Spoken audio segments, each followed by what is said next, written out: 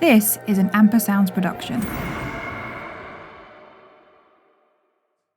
Richard Power Sayeed is a writer and researcher at King's College London, where he teaches and researches energy politics as well as recent British political history. And we'll get the pleasure of learning a little bit about that today without having to get a student loan out. He is also a former Labour Party official and can be seen arguing politics on the likes of LBC and Talk TV. And he is joining us today. And I am Lewis, and this is Enough About Me.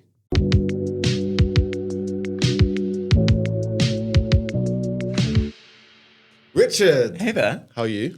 I am hyped to be here in your lovely studio and hoping that I'm going to not send you to sleep talking about energy politics. We'll try and keep it lively. What's going on for you? What's happening for you? I mean, I am mostly just stuck to my phone, like just looking at the news absolutely constantly. Like this is an era when energy politics is obviously like fairly important, but this is like a week, a month, whatever, however long it's going to be the Trump and Netanyahu are bombing Iran. It's an era when our lives are constantly being affected by the day-to-day things that happen in the energy sector because of war, because of diplomacy, and I cannot stop reading about that.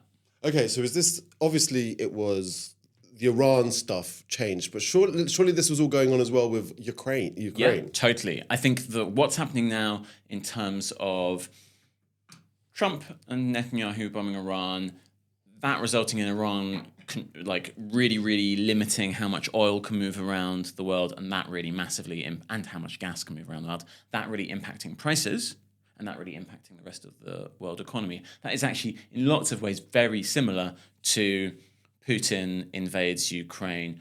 Putin, at the same time, constrains the fossil fuels that can get into Europe. And then Europe starts saying, no, we're not going to buy your fossil fuels, Putin, because we don't want to support your war machine. It's a similar kind of event in terms of geopolitics impacts energy, which impacts geopolitics and the global economy, and like suddenly everyone's lives are being impacted. But like this time, maybe it feels even more fundamental. Maybe it feels like it could be even more long-lasting. We haven't seen, like with Ukraine, it wasn't impacting Asia quite so much. It wasn't like prices went up for everybody. So why is it impacting Asia this time? Because the oil and the gas that goes through the Strait of Hormuz, which is this little bottleneck in the sea that Iran is blocking, it's stopping all of the oil and gas getting through there. And that oil and gas is the oil and gas that goes to Asia, goes to China, goes to Southeast Asia more broadly. And like China right now has enormous tanks of oil just sitting there, waiting to be refined, that will last it for a few months. But at some point that would run out. Well, I read it was 100 days. I mean, nobody really knows exactly. Is that like made up? I think 100 days sounds about right. 100 days sounds about right. We don't know exactly. The point is that like even before that runs out, people would start to get freaked because like if China doesn't have oil, that's like the global economy's most important manufacturing and industrial hub, not having an absolute key bit of energy, key source of energy. And that just, that's not just like, oh, I don't get to buy some plastic toys or some new washing machine or whatever. That's like very quickly people start losing their jobs. Very quickly people stop having the objects that they need. And, long before then, we have to start worrying about how if you're not getting gas into lots of different parts of the world, then you're not making fertilizers. If you're not making fertilizers, then agricultural production slows down really quickly. People start starving. So it goes everywhere, this stuff. Right, so you do energy politics, right? Now talk to me. You're a Labour guy. I don't know if you like being characterised as a Labour guy. Let's be on it at the moment. A former Labour guy, right? Because I remember Ukraine happened. We had the energy price spike and we've had kind of inflation since then.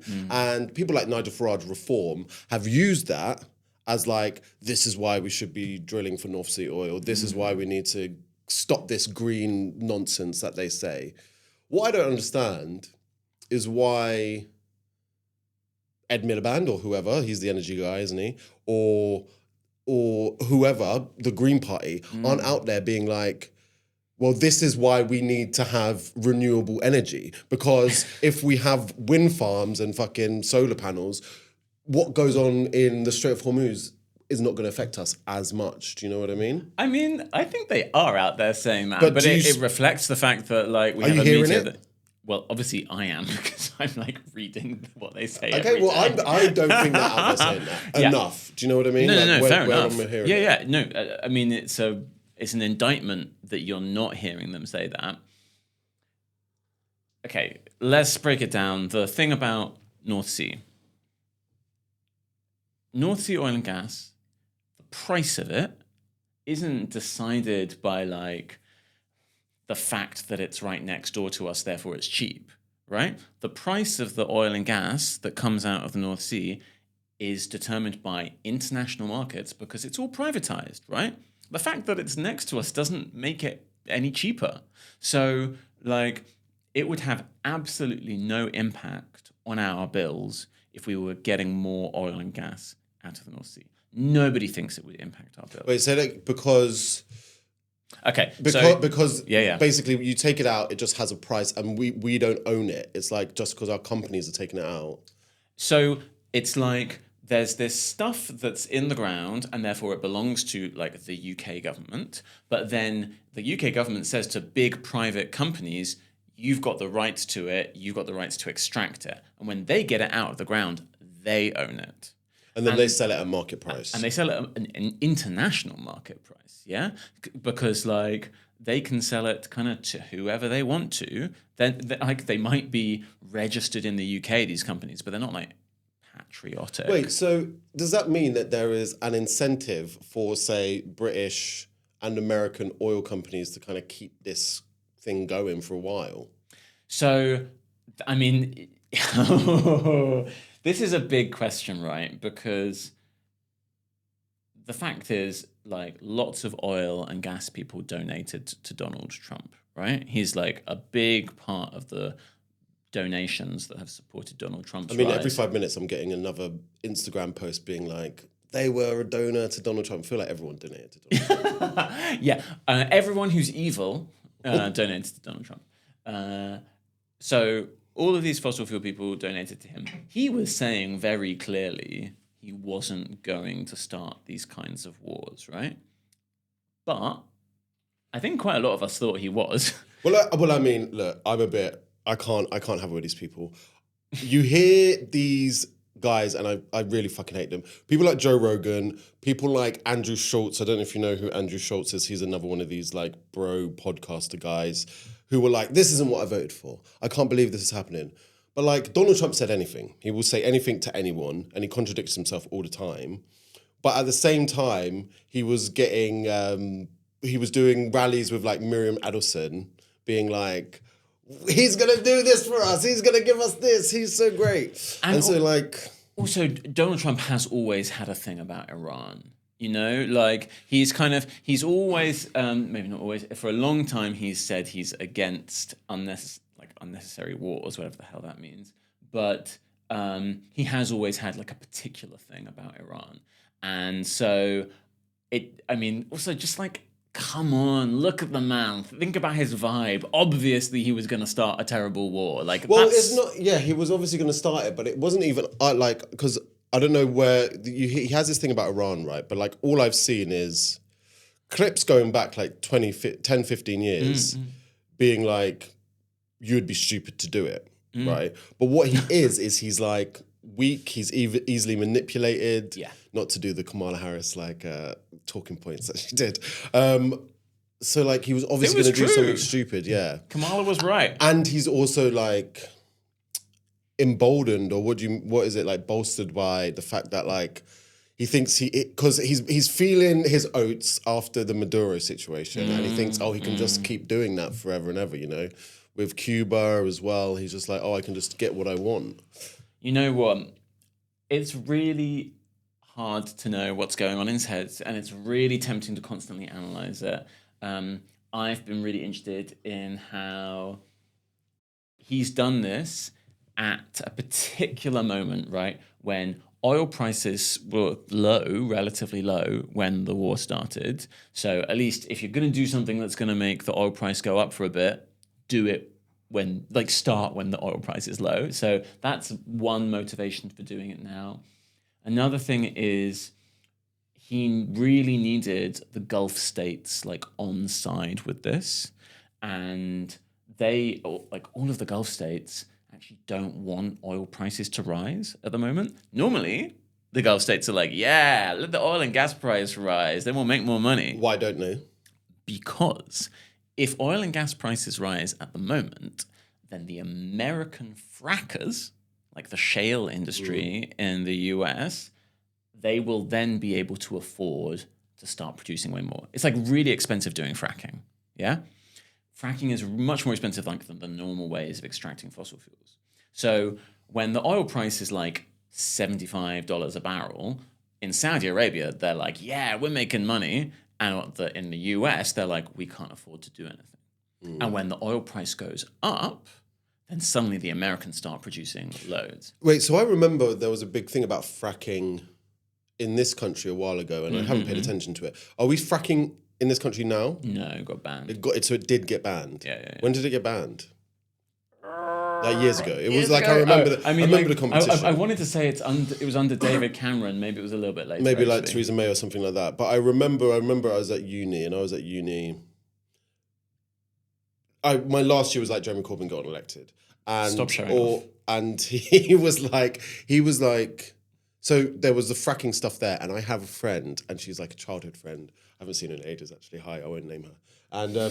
And she worked for Shell, but she was like working as like a, I don't know, student researcher or whatever, working for Shell. And she was working on, because she studied geology, she was just a geek. And then she went into, that's where the money is, you know? Like I had two friends who were like studied geology, and they went in there. One person did it for like a year and then hated it. The other person, I think she is still working for Shell. But anyway, so then she comes to the pub to meet some of my friends, and they're all like lefty queers and whatever. And they're like, oh, she's so lovely. She's so lovely. And then they go, what do you do? And she's like, oh, I researched fracking for Shell. And they literally, the faces went like dead. And it was like the conversation was over. They were like, what? I thought you were really nice. I mean, it's Christ. Like RuPaul. Am I allowed to say this? Am I about to get us like sued? I mean, doesn't RuPaul like I? No, but his husband owns land that is fracked on. Apparently, I mean, it's pretty bad. I mean, assuming that that's true, because like I remember it being a thing on social media. Do you know 10 that some people? Ago. Do you know some people? I don't know if they're still doing this, but there was a period of time. I think Bob the drag queen even said it, where it's like, why are we holding a queer black man accountable for something that his white husband does? Okay, yeah, I mean, excuse me, maybe. I think like if your household is getting enriched by poisoning our children's future, you're doing something pretty fucking bad. Because I do remember that was a big thing for a while, fracking. And what it was doing, and it was getting into the water and things like that. Was that Flint? No. Was that what was happening with Flint? So the thing about fracking is like you've got to do so much intensive like chemical work underground, and you've got to like shake it up so much that the chemicals can just go everywhere. It like impacts the drinking water. It can produce earthquakes. It's also super expensive to do, much more expensive than the normal ways of getting oil and gas out of the ground. And that's why in the US, basically when oil prices went really high in the 2010s or the late 2000s, 2010s, and also then interest rates were really low, so like businesses could borrow loads of money, oil and gas businesses could borrow loads of money to invest in the fracking. That's when fracking really took off in the USA. Okay. And I know people will be a bit like, do I care about geology? Do I care about like this particular bit of the business? It's so important for understanding why America is powerful now. What fracking is. Fracking is so important to understand. Why is Trump confident to do this shit? It's because fracking has turned the US from being an importer of fossil fuels, where it's dependent on the Middle Wait, East. so you're telling me that before fracking, America, because I know America's like a surplus oil or surplus energy producer. It is right? now. But it wasn't before Obama, basically. I mean, even during Obama. So it is, so like the US, like, you know, we kind of think of like, in like the 30s when they had all these big oil wells in Texas or whatever. Like you think. So as, you know, they like used up loads of the oil and gas that was underground. And the oil and gas that remained was kind of hard to get to, expensive to get to. Yeah. And so for decades, they were like developing this fracking technology, trying to make it work so that they could produce more and more of this stuff. Lots of presidents really tried to make that happen. But what you needed was this like rise in the oil and gas prices, oil prices particularly, so that the businesses would be able to make lots of profit if they did frack. And then the interest rates to go down so they could borrow the money to set up the businesses and set up the wells. And that has resulted in the US going from being an importer of this stuff to an exporter of it. And so it controls so much of the global market, and it's not quite so worried about like what happens if there's disruption in those global markets. But they're still susceptible. Well, America, like the state or whatever, or the companies, the American companies are, but they are still susceptible to markets, right? Which is what is like hitting Trump right now. Yeah, and this is it's the same kind of thing that I was saying about North Sea. Like you can be making this stuff, but it's sold under capitalism, which means that like the price of it is determined by what's happening internationally. But remember, what is good for a massive oil and gas corporation, i.e. high prices is good for them, is the thing that is bad for the normal consumer, i.e. high prices. So like American working class and middle class people are paying loads of money for their energy at exactly the moment that the executives and the shareholders are really benefiting from the energy price being high. So it's like a classic, really extreme example of where like the 99% suffer and the 1% do incredibly well. High prices are good for the rich people and they're bad for everyone else. Yeah. And I mean, like, Trump has even said this, right? He's like, yeah, you know, it's like bad because filling your car up with gas is like more expensive, but it's great for American companies because they're selling oil and gas and they're making higher profits. Wait, he said this, right? Yeah, he said this. He said. Well, some of the things that he said during this war, I know he's always said stuff, but some of the things he said are like, the one I saw that was like, you know, some people are gonna die. some more brave soldiers are gonna die. Well, they are if you bomb them, yeah. I mean, it is kind of crazy. So you're saying that the Gulf countries. So the Gulf countries were like, we don't want prices to go up, even though like that would increase our profits on what we're selling, because if the prices go up, there'll be more fracking happening in the USA, and the USA will take over more of the global market. Okay, so talk to me about what I want to know is the different oils, right? So I was reading, and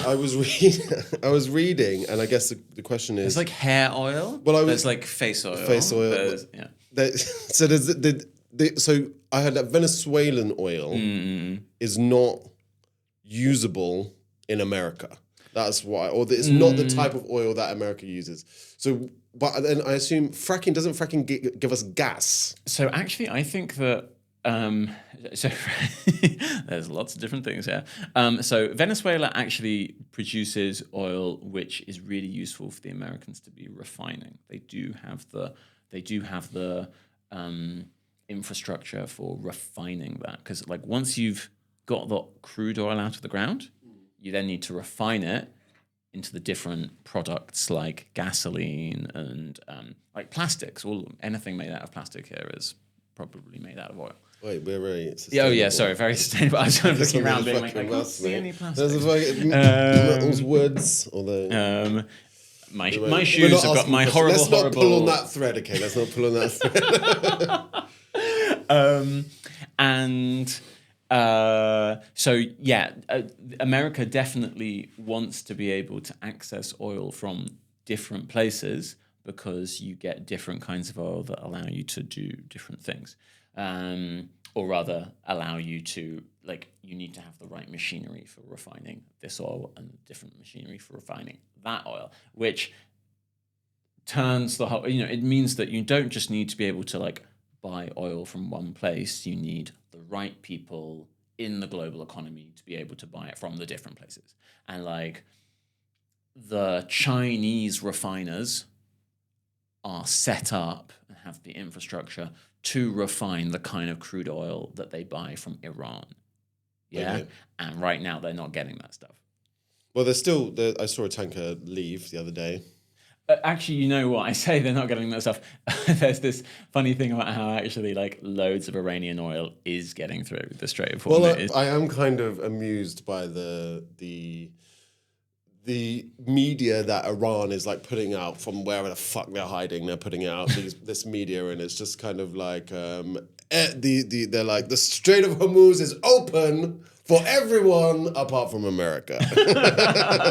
Yeah, and like And Asia and Iran, Europe. Yeah, well, and their allies. Yeah, he said, and their allies. And then you got Trump. Literally, it's like the way he's going about it is in the same kind of press conference. He's like on his hands and knees begging countries, being like, they need to come and help us. They need to help us. And then like 10 minutes later, he's like, we don't need them, but they should be coming to help us because they want to help us because they're such good love friends. your Donald Trump. Your Donald Trump is good. Oh, thank you. Thank you. Is that a compliment? You know what? I think a thing that lots of people don't really realize or have forgotten because everything's moving so quickly is that before this war, He was in the Epstein files. I haven't quite forgotten that one, but it does feel a little bit like everyone on my social media is always, whenever I'm talking about the war, they're like, it's Epstein, and I'm like, yeah, maybe it is. I mean, like, I'm not totally discounting that, but I think there's more to it.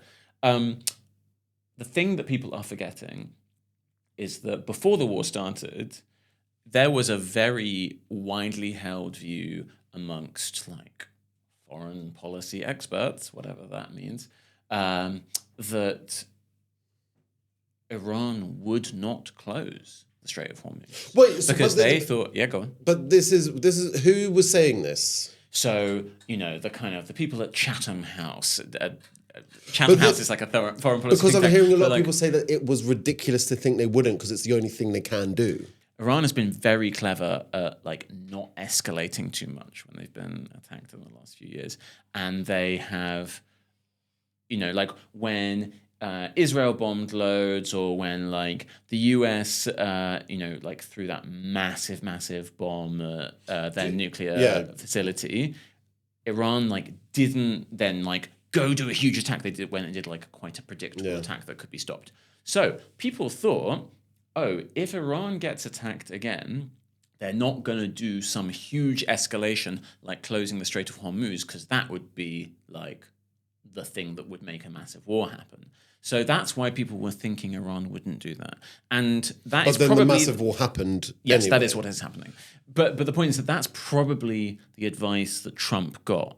So there was a real like, oh, we're not expecting this to happen. And then, on top of that, a thing that was kind of quite widely believed to be true, again by these foreign policy experts and probably the people who are giving Trump advice, was that if the Strait of Hormuz got closed, it would take a few days, but like you'd be able to open it again. And what Trump himself has said is actually, turns out, they just need to have like a few rubber dinghies and a few guns and a few mines, basically small stuff that you can't just bomb out of existence. Iran only has to have some fairly small military infrastructure in order to be able to keep the Strait of Hormuz closed, because ships are like, I don't want to take the risk. I can't afford the insurance, so I'm just not going to try. And even if the US sets up like lots of just like lots of military checkpoints and like constantly like having military ships with the oil and gas ships to like make sure that they're safe as they go through, it will slow everything down so much that okay, it won't be the same thing as the Strait of Hormuz being closed, but it will be like not as good as it being properly opened again. Yeah. Nobody was expecting this. And it's so much worse for the global economy and therefore for like working class and middle class people around the world than could have been predicted. So where do you think it's going? Like this will come out. Ask me the easy question. We're probably sitting in the end of March, beginning of April. Yeah, this will come out. So where do you think this is like? By the end of the year, this is kind of wrapped up, they pull out? Or do you think this is like, we're already in an escalation trap and they're going to try and invade? So, I mean, invade can mean lots of different things, right? So I heard they're trying to arm the Kurds, aren't they? To like start an insurrection. God, the poor Kurds, seriously. Well, I mean, if they fall for it again, shame on me. Shame on me. Fool me once, shame on me. I mean, like the Kurds in Syria never thought that the West were their allies. Just to explain to people, the Kurds in Syria, like, fought against ISIS and the Islamists there, having also fought against Bashar al-Assad. I mean, and the point is that they were kind of allied with the West, but they always knew the West was going to fuck them over, and the West just fucked them over. I mean, but that's you just brought up another thing that just reminded me about like how bad. And I know, like, Trump thinks it's not going to happen again, but like, there clearly is an aim, whether it's Trump's, or whether it's the Israelis, there is an aim to collapse Iran. That's what they want, and whether it's definitely what Netanyahu wants. I'm not actually sure that is what the Americans want. No, that's what I said. I mean, whether it's what the Americans want, there is some people, some elements of this coalition that's in this war who want a collapsed Iran or a fragmented Iran at least, and that's what they seems to be trying to do. But then, maybe it's because I'm currently watching this documentary about the journalist who got kidnapped by ISIS for 4 years and was like their Western propaganda guy. And so I'm watching this documentary and I'm just reminded of how fucking mental it was after the Iraq War, like how bad the Iraq War made everything. Yeah. And like, we seem to just be pretending that didn't happen and that it's kind of still not happening and just trying it again with a new place. You know what I mean? I think there is now more of a recognition that actually that kind of chaos does come out of that kind of invasion. And that is why people are saying this is literally Netanyahu's game plan. Like, he doesn't think that he can permanently like pacify Iran. He doesn't think that he can like turn Iran into a friendly state. What he does think he can do is so fragment it, so destroy its political and social order that like it won't be a threat for 10 years because it'll be too like decentralized and disaggregated. And so I think in a way that is the lesson of Iraq. People are looking at what Netanyahu's doing and being like, he deliberately wants to do what the Americans did accidentally in Iraq.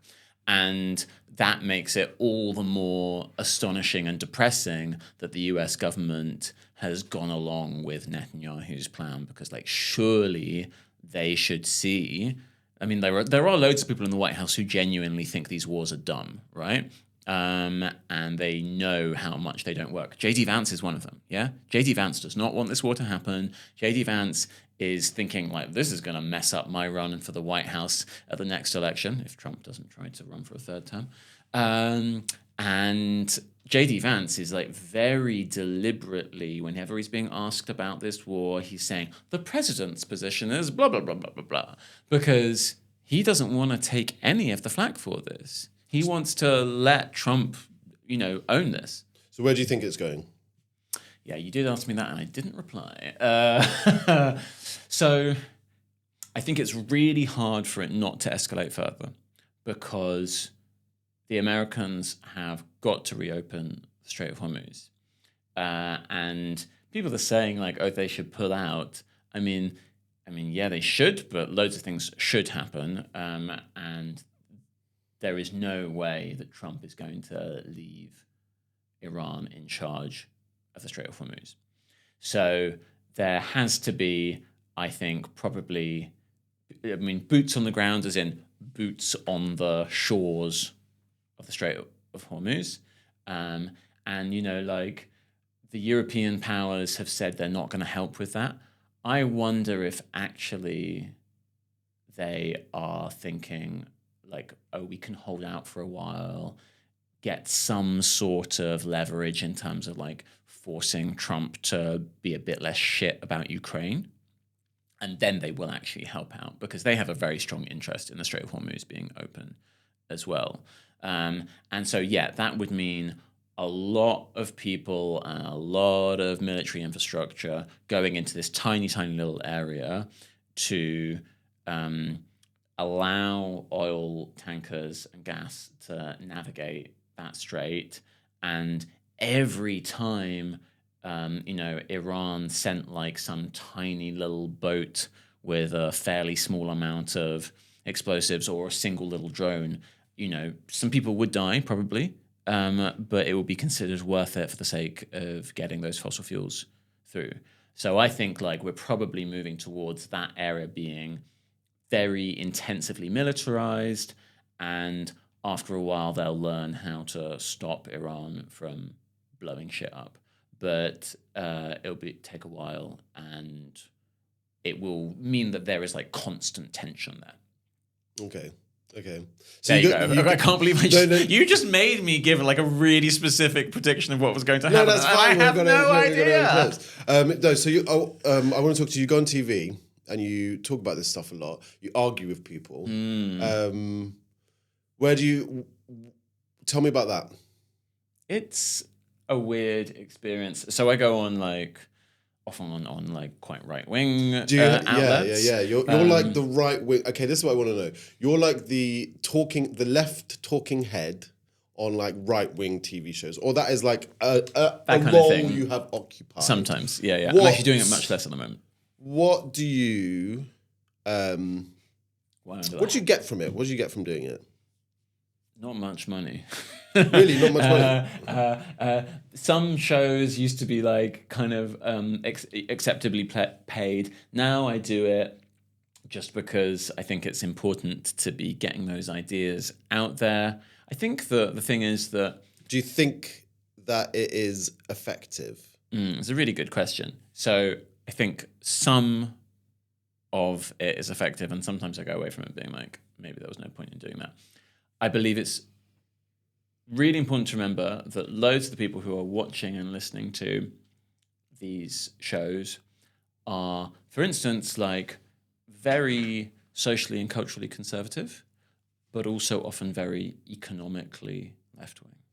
And so if you go to them and you say, just remember, like, maybe you like Nigel Farage's migration policies, but you will hate his economic policies. You don't want to see us cutting tax for billionaires. And you know that when he says that he wants to nationalize water or whatever, he's lying. This guy has always been a free marketer. So he's a charlatan. He's accepting donors from billionaires all across the board, including from like the Gulf states. Like, this guy is not our friend, and he is going to help the super rich. And I think that actually people need to hear the economic left-wing argument against the far right as much as possible. I'm just wondering, and they will believe in it because I'm just wondering if there are formats that are better suited at that, because some of them like so Piers Morgan, because I do count him in that kind of world. His format is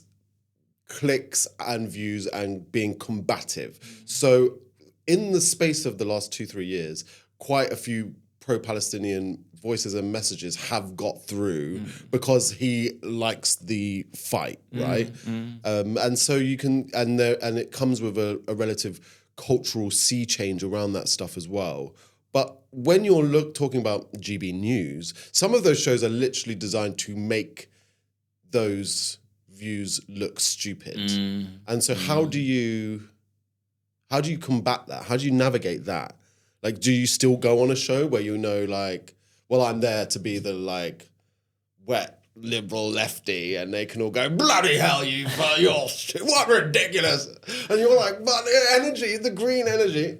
Is that what I sound like? No. But, like, do you know what I mean? Like, there is that element. They're like, So they want to make it. They've got an agenda as well. I mean, I go on some shows with some presenters, and I don't go on other shows with other presenters. Do you have a favourite? You know what? This is going to get me cancelled. I actually get on okay with Julia Hartley-Brewer. Julia Hartley-Brewer. Do you know what? I haven't seen her much recently. Every now and then I see her face. Why do you get on with her personally, on an interpersonal level, or like you just like her? You think she's fab? I mean, she's really fucking intelligent. Yeah. Yeah, she's a clever person. And he wants to keep getting those bookings.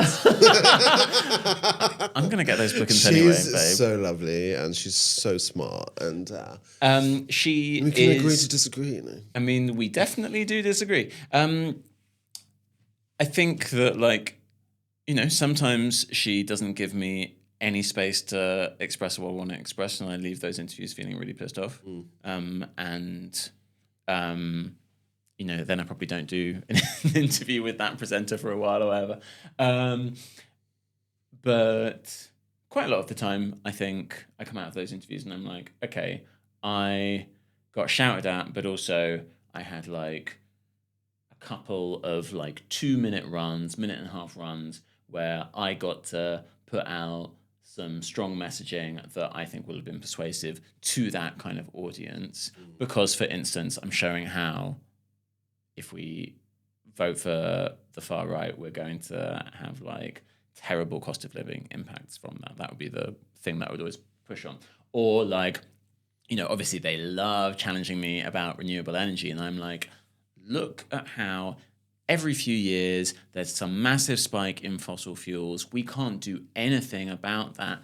We need to be making ourselves as insulated from this as possible. The only way to do that is with clean, homegrown energy, renewables. So, like, I mean, like, there's a question of like, what would happen if I didn't go on that show, and like, well, someone else would go on it. Someone else would go on it, sure. But like, but that doesn't mean it's not my responsibility to do the right thing. And I do question it, and I carry on like.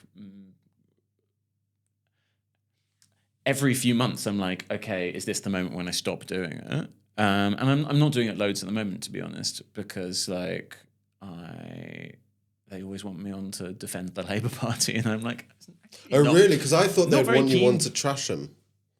They quite like having lefties on to trash Labour at the minute, don't they? Oh, they certainly do. Yeah, I mean, like, I'm not like. Are you allowed to? But you get your membership card taken away from you. I'm definitely allowed to, but I'm not like desperate to do so. Yeah. Like everyone else is doing that. It doesn't like if I thought that me doing that was going to have a good impact, I would do it. Well, this is the thing I have with some people. I'm not saying this is you, but it's some people who I see where I go, I feel like, all of the rationale might be legitimate, but I often think it's retroactive from the fact that you want to go on TV and hear your voice. Do you know what I mean? Like, I just want to be on TV. Yep. You know? And then retroactively I'm saying this. And I also think it's quite a good challenge, useful to look at America, right? Because GB News is following the Fox News playbook. Totally. And Fox News has always had the liberal on. Greg Giraldo, I remember during the Iraq War, he was the like liberal who was like Sean Hannity's. I think it was Sean Hannity, and it would always be like, "What do you think?" And he'd be like, "Well, I think that," and they'd be like, "Shut up, you fucking." And so, was it effective? Like, I think, it's better to have. Is it? I don't know. Yes, it's good to get those messages out to people who are not getting those messages, but America tells me that strategy hasn't worked, you know, not to like shit on it. I'm not shitting on it, but like, I think it's very reasonable. Might do it differently. I mean, if those voices are going to be there, then we want them to be good ones. That is like, I think that is a reasonable argument, but is it a retroactive excuse? That's another question. I think a more important place for progressives and leftists to be putting their energies is really good social content. Yeah. Which you do. Well, thanks Which very you're much. trying to do. Which I'm trying to do. Yeah, exactly. We're all trying to do it. That's what we're doing.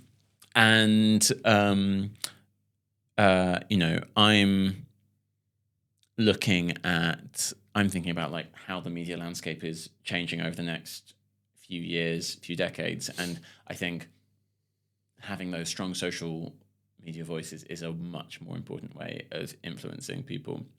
Yeah, I do agree that it needs to be a place, but I'm just like, I am so skeptical of, because, and I spoke to this with Owen as well, like, he was like, okay, you just need to play the game that is played, but I just think it's set up as a right-wing game. Like, these media companies, and we now know, like, from the Epstein files and that like a lot of the push of kind of right-wing reactionary feeling on the internet was like almost engineered by people, or was allowed to like be incubated in like 4chan, and then the way that Elon Musk has dealt with Twitter and things like that. And it's almost like, if we're playing the social media game, which I am also trying to do, by the way, do you know what I mean?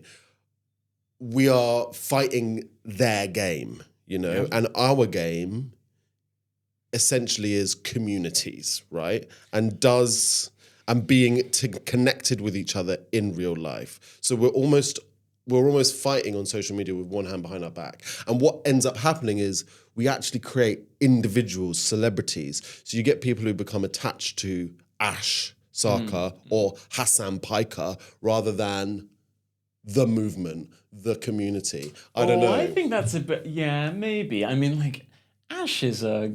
No, but I'm not saying these people are good. Yeah. I mean, well, but Ash is a great example of somebody who like uses her individual platform very consistently to fight for collective action and like to encourage people to organize in their communities. And I don't think Ash is somebody who is like encouraging you to like stay on your phone. And she is definitely not the kind of person who's like, the really important thing to do is to like loads of progressive posts, and that's the way you're going to change the world, you know? Like, she's telling people go out there and change the world on the streets. Yeah, I guess my argument is it's irrelevant as to whether they say it, the fact that they become a sort of influencer, celeb, leftist, changes the dynamic. Okay, whether you like it or not, like whether you want it to happen or not. Okay, but that is where I think Owen's point that like it's going to happen, so you've got to play the game. Like, people are going to be on social media because it's addictive, and because it's also an amazing resource where you can like come into contact with all sorts of information in lots of different ways.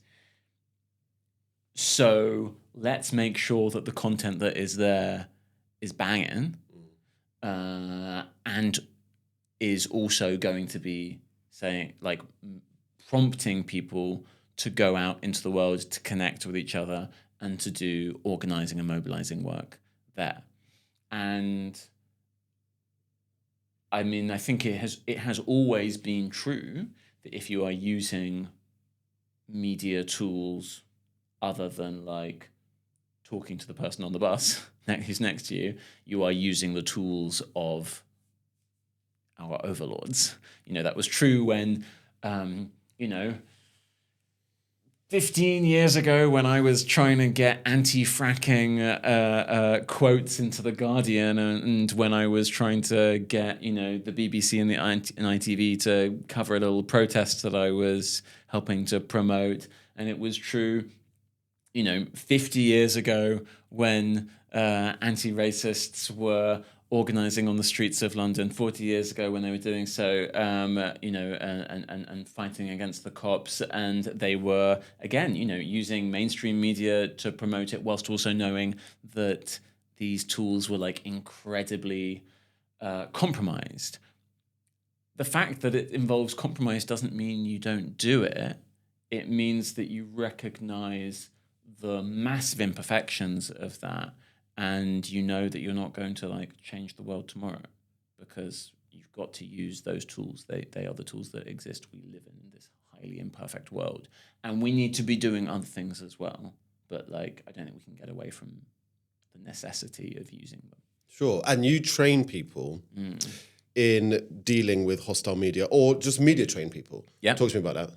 So I sit down with a lot of like energy policy and climate people, but also like at the moment I'm supporting loads of pro-Palestine activists and campaigners and experts to go into these mainstream media settings and be the best version of themselves that they can be for that kind of media. So what kind of things are you preparing them for? What skills do they need to go into that thing? I mean, I literally sit them down like chairs opposite each other and I pretend to be a right-wing journalist. Is that King's Speech? No. Oh no, it's giving the Iron Lady. Is it? Or maybe it is the King's Speech and the Iron Lady. Because they both had those kind of all of those things. Yeah, totally. I mean, it's quite a weird experience, to be honest. Quite often after it, they're a bit like, I kind of hate you now because you've just asked me the questions that a fascist would ask me. But it's really about challenging people and putting them into those very difficult positions so that they then will feel comfortable to do it. So is it more about being used to it, or are there like skills that you need to like? Is it more like there are definitely skills too. Sorry, you asked me that question and I just no, it's fine. ignored It's it. fine. We're having a conversation. We are having a conversation.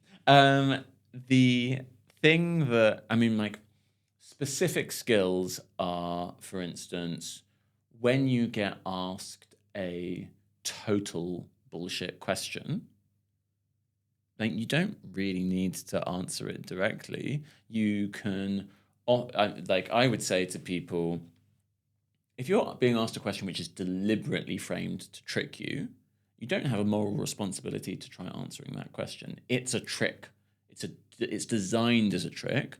So just bulldoze your way in, say the thing that you are there to say, and then if they really, really push you, and they're like, you didn't answer the question, then you say, the premise of your question is bullshit, here's why. Okay. And you try to make that as quick as possible so that you can go straight back into talking about the thing that you want to talk about. So answer the question. I've heard the quote, answer the question you want to answer, not the question you're given. Yeah, very nice. Exactly. Okay. For a lot of the people that I'm training, they will say to me, I'm worried that that's going to make me seem like disingenuous or just like not straight talking. And what I say to them is like, most people who are consuming this media, who are listening to the radio, whatever, are like, they've got their phone open and they're like WhatsApping with their friend, or they're like making the tea for the kids or whatever it is. They're doing at least one other thing, possibly two other things at the same time as listening to you. So like they're probably not going to notice that you didn't directly answer the question the first time. What they will notice is if you tell a really compelling story where you show that the terrible injustice that you're criticizing is really linked to like an individual's very human experience, and then you tell them how you're going to solve it as well. Because finish. Well, just that like that clarity is so engaging, and you will achieve that.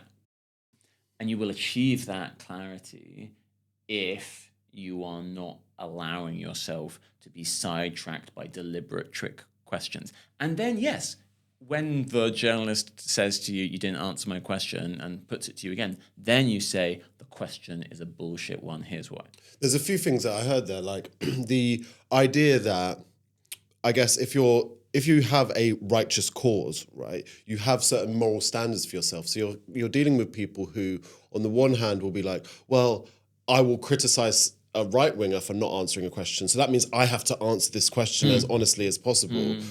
And then you saying that it's not immoral to not answer a question, because actually the purpose of being on TV is not to answer the question. The purpose of being on TV is to give your message, what you're trying to say. I mean, in the in the imaginary world where there were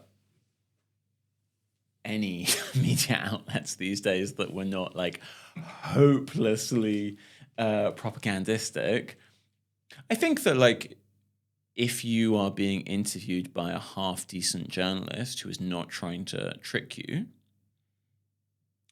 then maybe there is more of a thing of like, well, actually, you should answer the questions because we should engage like straightforwardly. But I guess the point is that like if they're not trying to trick you, you don't need to avoid the questions, right? Well, this is, I'm not being funny, but this is what this medium is about, you know? And like there's fewer like podcasts like this in England, but like that's what I think that's been the success in America is that actually, as much as I don't like him, but sitting down with Joe Rogan, right, is not actually a fight. It's a 3-hour fucking thing where you have a time to like say what you want to say. Whereas TV is like, you have 3 minutes and I'm trying to make you look like an idiot and you're trying to tell me about energy policy. You're trying to make me look like an idiot? Why did I agree to go on this show? I think that like an important thing for us always to remember, and I really do just like say to the people that I train, like, have to remember that you are in an entertainment format. Yeah. That is what this is about. This is why this exists. It exists to entertain the viewer, to make a profit out of them. And even the BBC. Well, I mean, the BBC... No, They're still going for viewers, I suppose. I guess that's exactly it, right? I mean, I used to work at the BBC. You know, so, what did you do at the BBC? Say again? What did you do? I started off at the BBC. My first proper job was as a trainee coming up with entertainment formats at the BBC. Okay. I was shit at it. Okay. So pre-politics, you weren't like in journalism or things like that? That was how I got into it, journalism. Okay. Yeah. What, as in like you were coming up with like, game shows? I mean, that I was supposed to be coming up with a game show ideas. Did you work on any? Golden Balls? Nothing is... I achieved nothing. Okay. But I did like lots of being a runner on like Shiny Floor TV shows. I was the runner for... I was Graham Norton's runner for a couple of shows. Fun. He was really nice. Yeah, well, I imagine he is, yeah. Who else? Actually, only people that I can then be rude about and get sued about. So I won't say who I was. No, you're allowed to these days, although you're not. No, I also like don't want to ruin my career, but that's why. So you're glazing Julie Hartley-Brewer, you're glazing Graham Norton. I see what's going on here. I think to be fair, I was very clear that I think Julia Hartley-Brewer has a terrible impact on the world and is making this world a much worse place. So I don't know if that's quite glazing, but yeah. I went from that into like current affairs, TV, ITV, and that's how and then I went into politics. So you have that entertainment mind. Well, you don't because you failed. I'm joking. But you that is so brutal. I'm just saying what you said. I'm saying what you said. There was something else. Oh yeah, about authenticity, which was I found quite interesting. I was listening to people who like Trump, right? And most people know he lies, right? They know he says stuff that isn't true, but they feel like he is authentic, you know? Well, yeah, the authenticity is the kind of the ridiculousness. It's the dancing. And he is who he is, like, do you know what I mean? Exactly. And sometimes he lies or whatever. And of course they say, well, everyone lies, but at least he lies in a way that is authentic. I've got a theory, right? Which is that everything's about globalization. God, yeah. As our politicians have become less and less able to make decisions that they want to make because we exist in a global economy where so many of the big decisions are made for them by forces outside of our country, that has meant more and more that politicians can't tell us the truth. Like, they can't admit to being powerless, and they can't admit to the fact that the policies that they're enacting are not necessarily ones that they would ideally want to enact, but they've got to because that's how the global economy constrains our politics. that is the thing that has forced our politics to become so like radically inauthentic. Like and also it's like that we have the methods for it, right? Like in an information age, it is actually possible to for every single person on the front bench of the government to be immediately told, this is the line that we are taking on this particular event, and for everybody to know that within a minute of the event happening. That is like what has produced this kind of incredible inauthenticity, which is so extreme. And then when people see a politician who, in some senses, is kind of honest, which in some senses Trump is, like shockingly so, then suddenly some people gravitate to that because they are getting the thing from him that they are never getting from somebody else. I think, the way where I not disagree with you, but I think like to jump on it is I think that especially in America and England, our politicians, what they are is they're there to sell the system to certain audiences. So that's why they appear like salesmen. Like, and so what Trump is himself. He's doing everything for himself, whereas Starmer is doing something for either the machine in which chose him, the donor class, or this, like you said, the system. Like Clinton was there representing a class of the establishment, and her job is to sell that to them. David Cameron, the same.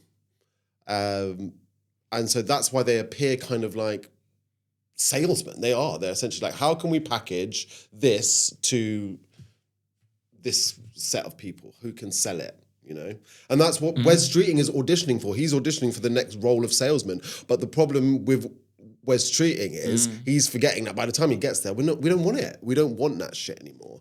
And no centrist politician, centre-left politician can hope to get the support once they get into power that they had before they were in power. Like this is like, it's like a thing that happens over and over again. Wait, say that again? The right-wing media will help somebody like Streeting get into a position of power. I mean, they did it with Peter Mandelson, for God's sake.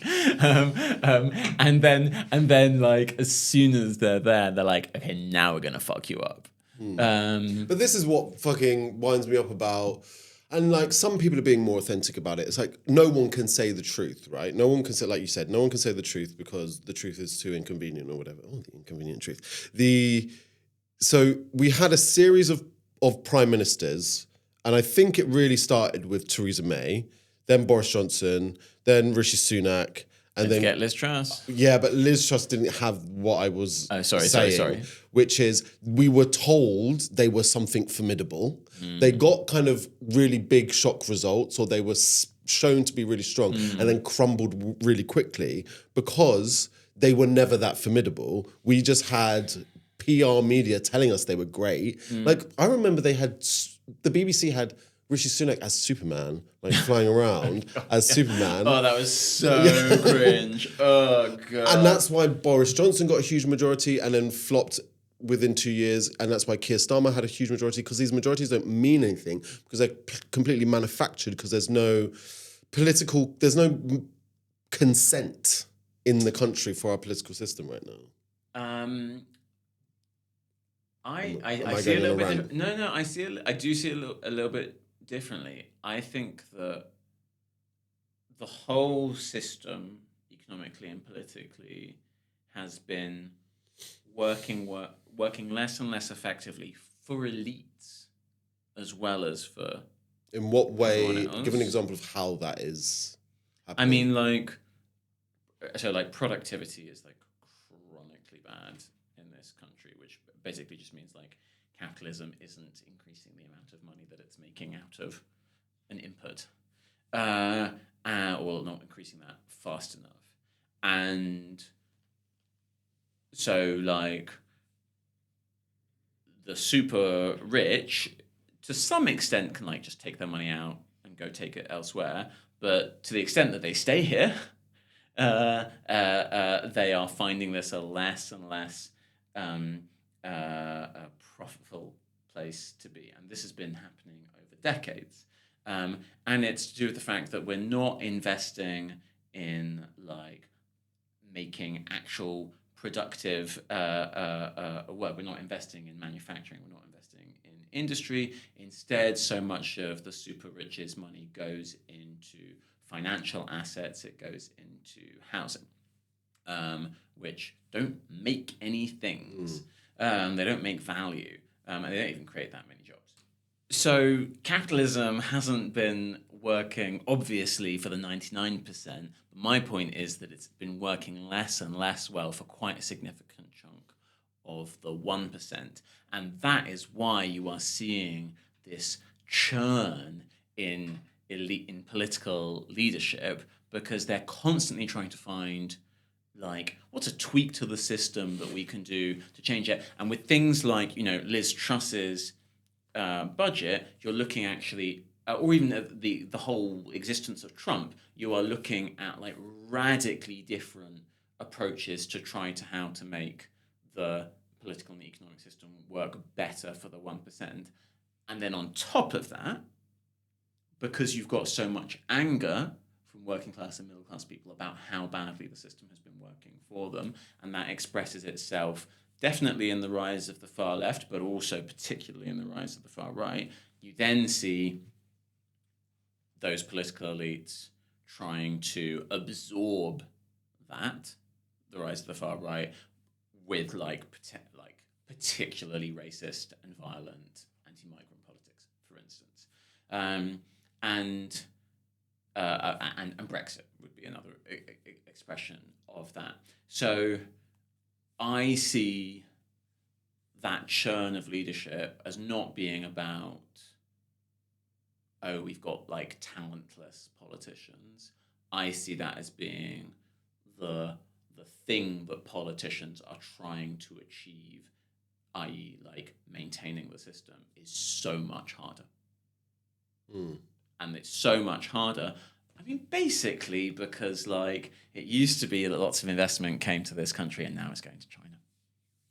I think it's really, it's as simple as that. Fair enough.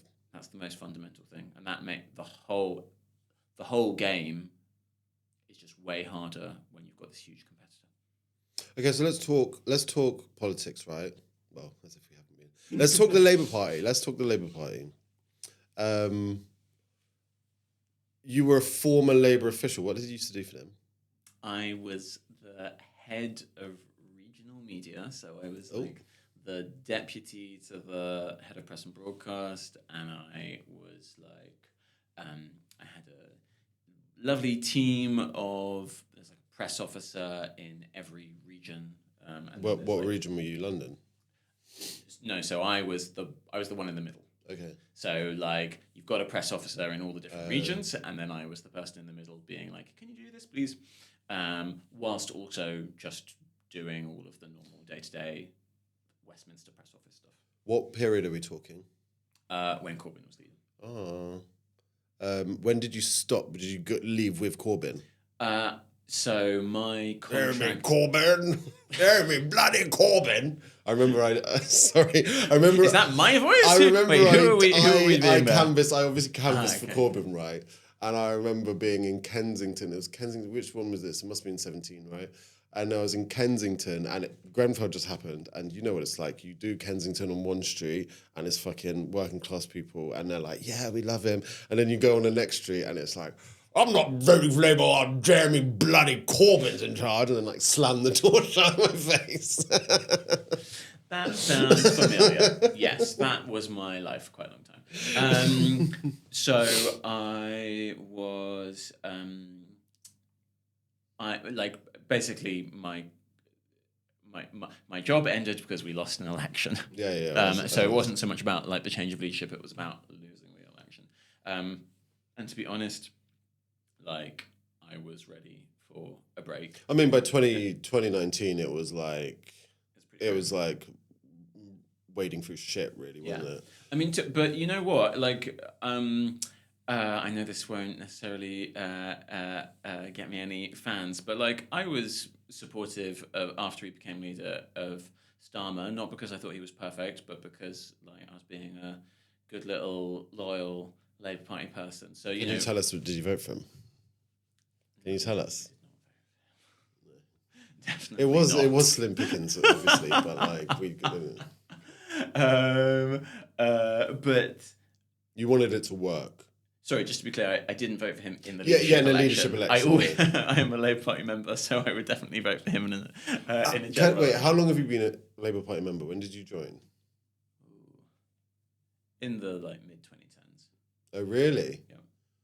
See, I joined Labour when I was 16. Hey, well done. I joined the Labour Party when I was 16. Yeah, but like I worked for the BBC and stuff like that. So so you had more important things to do. No. It's in like, I mean, you can be a political party member and work for the BBC, but it like, I mean, like you can't like. No, but I believed in it. You can't go canvassing if you work for the BBC. Yeah. I think. I believed in it, and I believed in Gordon Brown. I really believed in Gordon Brown. Yeah. Gordon Brown, in my opinion, is the best Prime Minister of my life. And you know the second best Prime Minister is? Unfortunately, it's unpopular, going to cancel me. It's Theresa May. Theresa May is the second best Prime Minister of my life. Think about my life. Do you know what I mean? Who else is there? I mean, the third best is probably, I don't even know. The third best is probably the lettuce. Anyway, so I really believed in it. And then obviously Corbyn came along. I was always like a lefty. And I believe that, so I still have, I'm sorry I'm yapping on, but I still have a romantic attachment, but I haven't been, I quit when I didn't even, I think I did vote for Beckland Bailey and then I quit. I mean, like Gordon Brown, like is a very, very strong proponent of the kinds of financial capitalism that have ruined a lot of people's lives, you know. And like, time, you know? Yeah, I know. But I'm just saying, like, why I don't think he's like, I think he's a really impressive individual in loads of ways. Like my job at the moment involves reading through. I read Tony Blair's energy policy memos. What, from the Institute or him? From him? No. Sorry. From when he was Prime Minister. Oh, okay, yeah. I sit and read. Oh, is this part of your recent political history research? Yeah. So I read his papers from Downing Street from when he's Prime Minister, and also lots of stuff involving Gordon Brown as well. And like they're super impressive in lots of ways. Like they're the two of them. The two of them, like I'm sure they are. They are tough bitches, and they knew what they were on. It doesn't mean that they're good people. Well, no, but like, look, I'm saying it from a romantic point. Okay. You know what I mean? Okay. Like, I was a kid, and sorry, 16-year-old. I was a kid, and also, I'm not being funny. I was devastated when they lost, and I still hate Nick Clegg with like full passion of Christ. Do you know what I mean? Like he had, I don't know if he was selling a book or something recently, but he did a bit of a press run. Yeah. And I was like, why are you letting this fucking bitch? After he left us, sorry, I'm going to rant again. After he left us, he went to Facebook to go and be their like PR guy to be like, to be their lobbying guy. It's not. Exactly. It's not addictive to children. It's not addictive to children when everybody knows it's addictive. Anyone who's got a phone knows this shit is addictive. And Nick Clegg went from fucking up our country to fucking up everyone else's kids. I really hate him. Okay, put that on a t-shirt. Because I paid $9,000 and like I was the first year to do it. Yeah. I in the 2015 election was the assistant producer on a documentary like going around the country with Nick Clegg on the election. Oh really? Campaign. For BBC? For probably ITV. Okay. Like thinking, what the hell was that? And that must have been a rough election for him. Yeah, you know what? He was fine. Well, he probably already had a job lined up. Exactly. Maybe it would, and I guess it would be actually a little bit before the election campaign as well. Point is that, I would like sit there, like sit in the back of the armored Range Rover, carrying like a tripod or whatever, and the big famous journalist I was working with would be sitting with the deputy prime minister. Having a nice conversation, and they would just, it was all so easy and relaxed, and they were fine. And I remember thinking, this country's fucked. Well, it's the time where they all thought it was still a game. And if you think about what was about to happen, because they all thought, oh, we're just going to be suits and boots for ages. Do you know what I mean? Like what was about to happen was Jeremy Corbyn was about to get elected, so then the whole political system was going to get geared towards getting him out. Then Brexit was about to happen, and like their whole kind of politics and ethos and worldview was about to get completely discredited. The thing that I remember Clegg saying, here's a little scoop for you. Okay, go for it. Me completely unethically saying what I heard in the back of a car. I remember him saying, obviously it's ridiculous for the UK to have Trident, to have its own nuclear system. Like, we're a middle power, he was saying, and so like we don't need and cannot afford our own nuclear weapons. Not government policy when he was Deputy Prime Minister. And I remember sitting there just thinking, wow, yeah, there's this kind of such an acceptance amongst our elite of like facts like that they would never say in public. And this is kind of what I mean about like how the inauthenticity of our political elites comes from the fact that they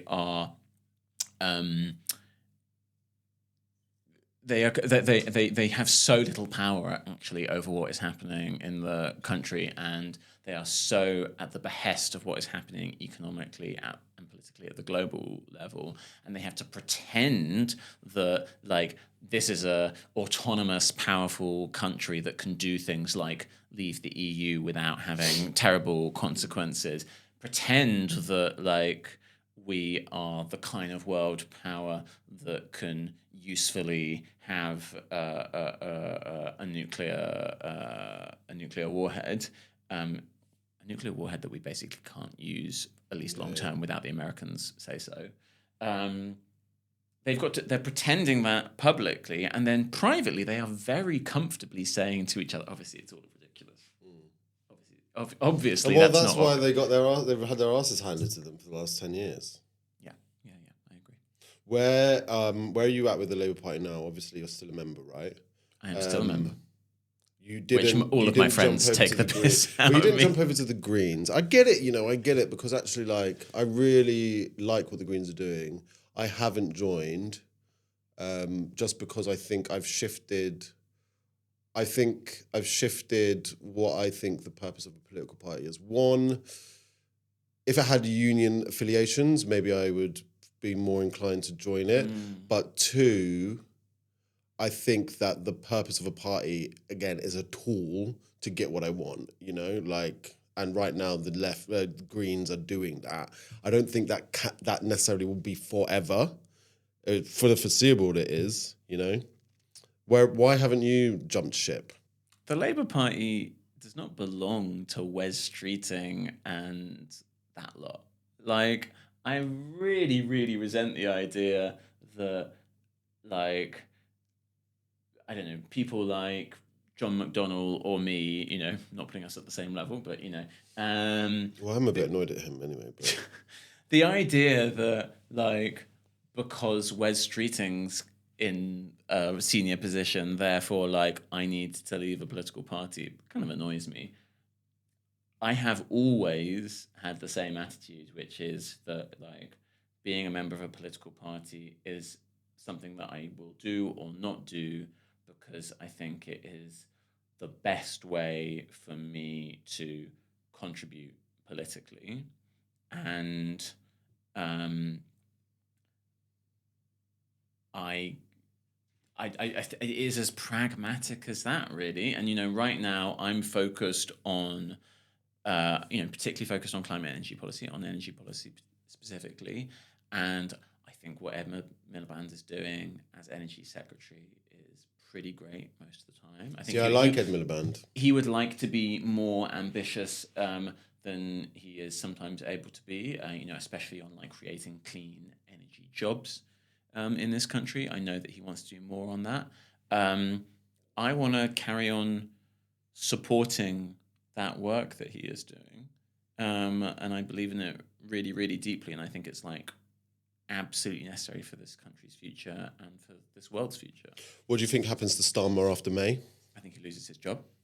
Who's next? I don't see him surviving the summer.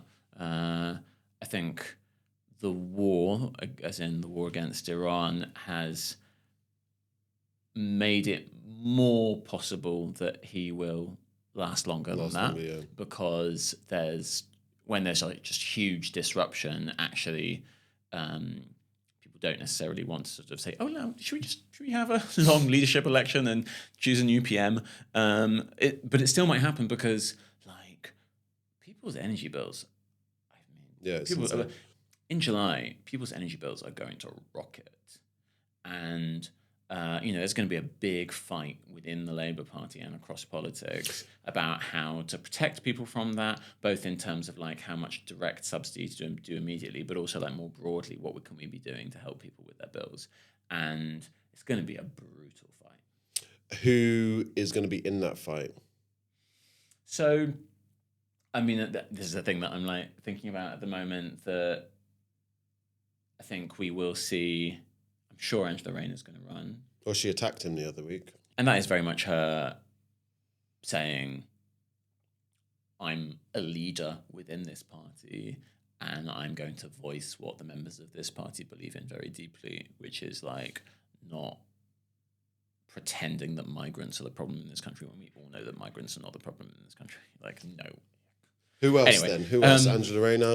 So I think Angela Rayner will definitely run. Wes Streeting will definitely run. Will Shabana Mahmood run? I mean, that woman is not getting anywhere near it. Come on. She's out there doing her best fucking evil witch impression, but like, she's not got it.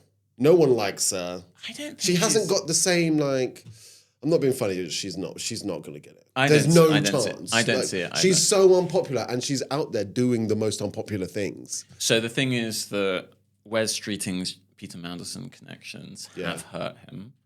And so what determines whether you get to be a candidate is whether you can get enough of the MPs to Well, the support problem you. also is we have 300 suits with no spine in the party. They're not and all it's that bad, basically but who yeah, can yeah, you yeah. pull.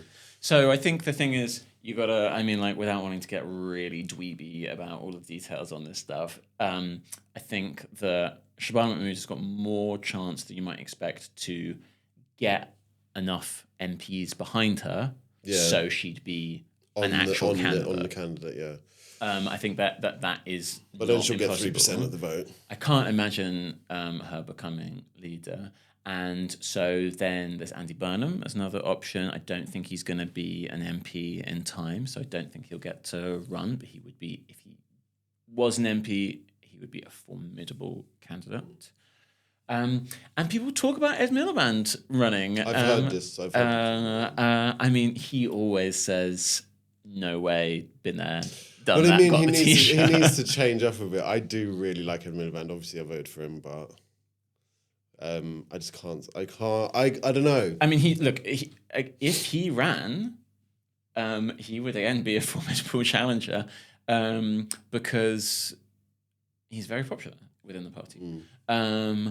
And he's extremely capable. I think Angela Rayner will get it.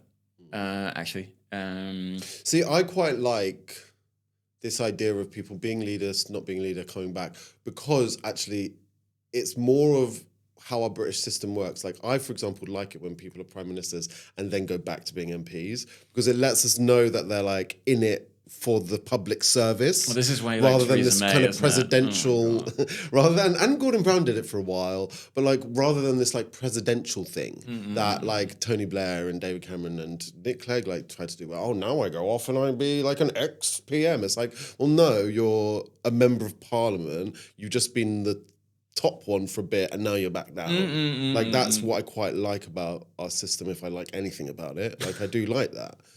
So like, yeah, Theresa May going back and being the like MP for. you know what? I just think the problem is that like we need to not care about the vibes. The vibes don't matter. The vibes do matter to people though. Okay, yes. And so we need to care about the vibes when we're like campaigning and we want to have good vibes to win an election or whatever. But like when we are judging who Theresa May is, we should just be thinking about what she did as Home Secretary. And we should be like, you know, put her in prison. I remember her on the doorstep going, I tried 3 times. Cry, I love my country. Oh God.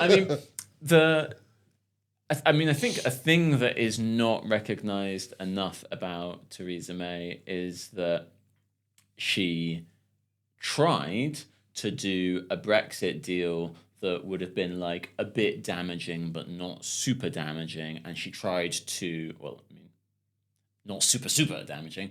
And she tried to dress it up as something basically hard. More xenophobic and nasty than actually the problem was. With these people, with all Tories as well, is that they have to do or female Tories, they have to do a Thatcher impression as soon as they become PM. It's like, it just didn't work. Well, she was I'm not saying like she was a good PM. I'm not saying she was a good PM. I was saying she was the second best PM of my life. Well, my which point says to me is that none of them are actually good PMs. Do you know what I mean? Whereas my point is that she was in a political position that no one would ever have made a good job out of.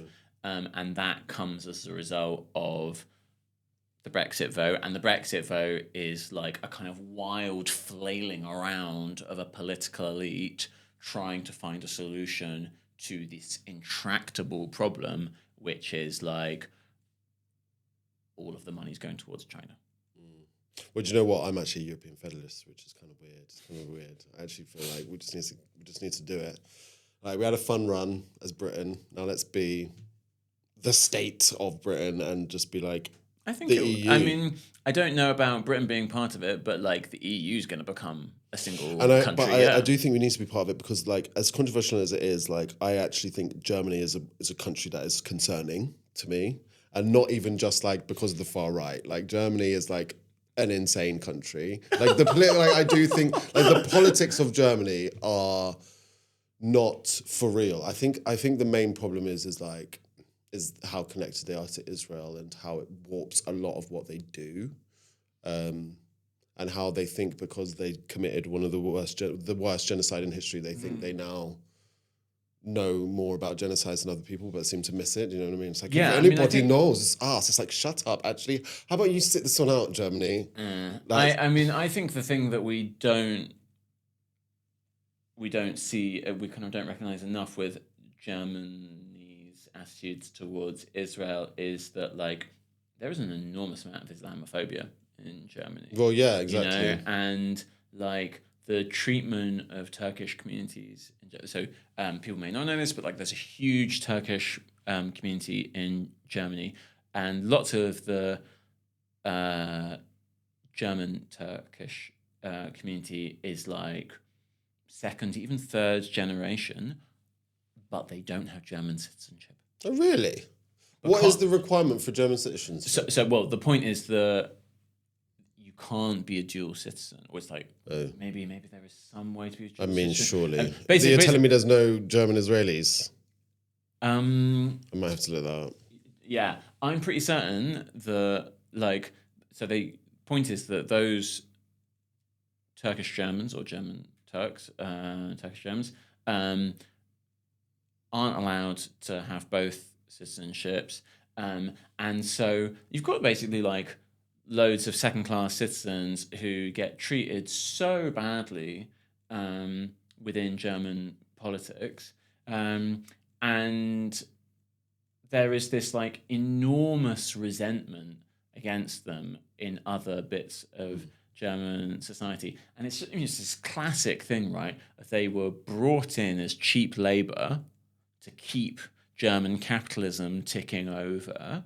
German capitalism has been so successful because it has been organized in a very specific way to keep wages low, right? But this is what and so this is why like there is so much hatred of Turks because German politics is like organized around it, and that Islamophobia then I think like seeps into attitude towards Palestine. Well, this is what I mean about Germany is it has that, and I think I don't hate Germany, but I think it has a liberal representation or liberal reputation, that is not actually borne out in the actual reality of how Germany functions. Do you know what I mean? And I think because of maybe Berlin and the reputation that Berlin has in the West and all of that stuff, and Germany as this kind of like liberal bastion, whatever.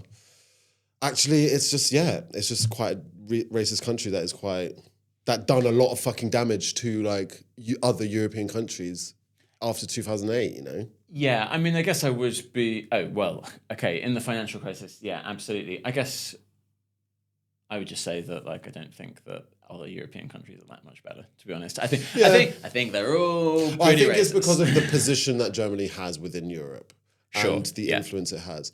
But yeah, I mean, I also want to caveat this with like, I'm not an authority on it. This is vibes, and I know we're moving away from vibes. No. Okay, but like the vibe of like a big European state, and like should UK be part of that or not? I mean, like it feels kind of reassuring, the idea that the UK would be part of this much bigger thing that like might be able to hold its own geopolitically. I don't think that necessarily needs to be a single state, but I mean, what I'm absolutely certain of is that the UK is going to become much more militarily and diplomatically entwined with Europe. That kind of needs to be. I mean, like it needs to be if it's not going to be a vassal state of the USA. Well, yeah, that's the two options we have. Yeah, exactly. On that note, I just want to ask you my final questions that you've been prepping and editing. So what have you had enough of? You know, I'm finding the news cycle really hard, and I'm particularly looking at the bombing that Israel is doing against Lebanon, and I spent quite a lot of time in Lebanon before the war in Syria changed it a lot. I've been back a few times, lived in the Palestinian camps and worked there, and I think about the kids that I taught, and I think about like my mates' families across the whole Lebanon, and I think about how terrifying it is to see Israel's bombing expand across the country and see how they are apparently going to try to occupy large swathes of the south of the country again. And I'm so angry. And I'm really scared about what that means. And I think about like those kids I taught who are now grown-ups and how they don't have, what is their future? You know, and it's because of Trump and Netanyahu just not giving a fuck. And yeah, it makes me very, very angry and very scared. Yeah, I mean, it doesn't feel like there's any end to it. I do, not to get like deeply into it, but I do feel like, who was I listening to? I was listening to someone who was talking about that Israel is almost planning for just a land grab of like the surrounding countries, and also planning for an America that is less globally, has a less of a global reach. So it's almost like it's taking everything it can now while it still has it. Yeah. And that basically means that like, I mean, Lebanon is like, you know, we always get these stories from kind of monarchist Iranians who are like, in the 60s, Iran was like blah, blah, blah, blah, blah. I was reading about Beirut in the 60s, and how it was a Western tourist destination as well. Oh, of totally, this place on the Mediterranean. And we forget Paris of the East. The Paris of the East, yeah. And you forget that the Mediterranean was the world for a lot of for the Roman world, right? There's cultural connections between Beirut and like Barcelona or Marseille or some places like that, and the North African coast. as well. Exactly. But we now have split these places up in our minds, but really it's the Mediterranean, and the devastation that has been inflicted on that region because of, I think, one particular country. It's tough. What can't you get enough of? This is the most... Okay, this is quite controversial. And this is like the most privileged thing to say imaginable. But every time I open my news apps in the morning and I'm like, oh my God, Trump's war is fucking him up. It's terrible. There are people dying. There are huge numbers of people dying. It's awful, and it makes me very scared and very angry. But then I'm like looking at how it is ruining Trump's strategy, and I'm like, this is a proper fuck around, find out presidency. It is fun. It is fun to see Trump. I love seeing him suffer. Yeah, it is it's fun seeing Trump kind of going around being like, how the hell am I going to still have any political power after the November midterms if gas prices are this high? If he has a midterms. Well, I think the fear is, of course, that like once you take political leverage away from him because he's not controlling the House and maybe not controlling the Senate, we can put him in jail. Well, I mean, he will then flail around and try to find new options for how to control the country. And I think we should definitely expect to see the kinds of very aggressive tactics that he, had ICE doing earlier this year. I think we should expect that to expand. Yeah. But if he is super unpopular and if he becomes even a little bit less popular within the Republican Party, somebody like J.D. Vance might see it as being in his interest to start creating some political space between him and the president, especially if all of this has been caused by a war that Vance was against and Trump supported. So I think you could see, this could be the moment when the right in America starts to fracture. And don't get me wrong, the people who will be against Trump on the right are disgusting human beings. I mean, the right have already fractured. They have already fractured. Do you think it's just on an aesthetic level? I mean, I guess the point is that there is the kind of the old right who kind of almost don't matter in the US politics right now. They might come back a bit, but they don't even really have that much representation in the House of Representatives these days, and not that much in the Senate. I guess the point is that they're all bad.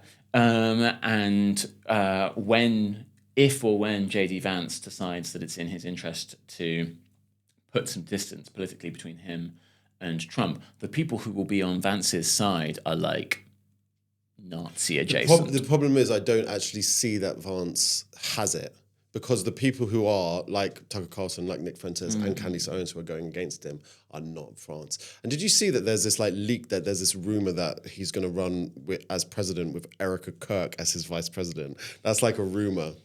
Because I get Tucker Carlson quite a lot, and I think this is the You need to make your algorithm work I know, better, but babe. the problem is that Tucker, Candice, and Nick Fuentes go after Trump quite often now. And Candace Owens and Nick Fuentes name him. Tucker still doesn't name him. He's just we're bombing Iran.